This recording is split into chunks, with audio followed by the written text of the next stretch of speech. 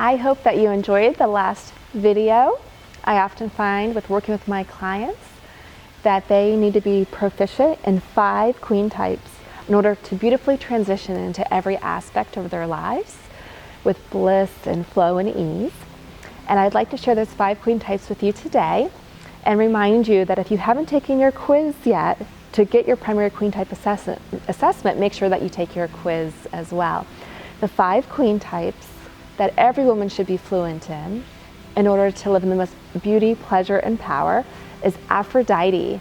And she's the queen of beauty, pleasure, love, and passion. Second is Athena. She's the queen of creative wisdom and authentic feminine power. Then there is Demeter. Demeter is the queen of nurturing connection, abundant receptivity, and magnetism. Fourth is Persephone.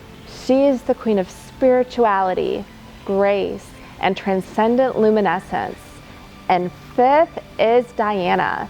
Diana is the queen of instinctual, exquisite embodiment.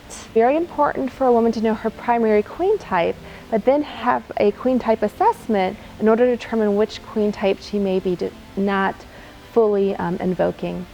For example, you might have a woman who's fully activated in her Aphrodite.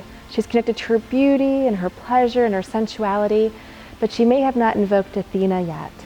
This is a woman that may become codependent or a people pleaser, and she might find that often people may take advantage of her. An example of this is Marilyn Monroe, a woman who is very connected to her Aphrodite, but ultimately, unfortunately, the men close to her used her and took advantage of her. On the other aspect of that, I might work with a client who's very activated in her Athena.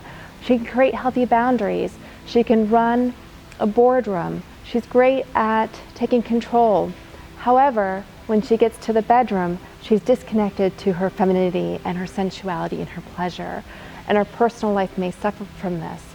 She may have to drink a few glasses of wine before really connecting with her beloved. And these are 2 examples of how we do a queen type assessment in order to figure out how to best serve a woman so she can become fluid in every aspect of her life as she transitions to the queen types. So today, I'm going to show you how to invoke Aphrodite. Aphrodite is great to invoke if you want to live from a turned on yes instead of duty and obligation. This is really great for becoming connected to your sensuality or your sexuality and really creating more love and adoration in your life. One example of this is living in beauty, buying beautiful flowers, creating an oasis. Also, it's about adornment. So one of the practices I'm recommending is getting some essential oils. I prefer rose and jasmine, which was Cleopatra's favorite, and adorning your body after a massage or bath. The other is celebration. Celebration is really the cure for perfectionism.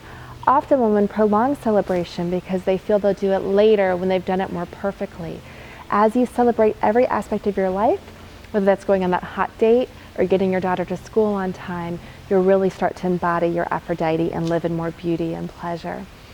And lastly, one of my favorite practices to practice while embodying Aphrodite is to journal every night, or just say to yourself every morning, if I were a queen in her receiving line, I would blank.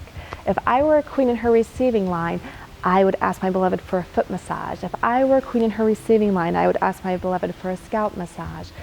If I were a queen in her receiving line, I'd go on that great vacation, or I'd ask my boss for that assistant I desired. Really getting into that beauty, flow, and ease, and connecting to becoming that queen in your receiving line. Look forward to connecting with me on the next video as we begin to awaken more of your royal feminine power.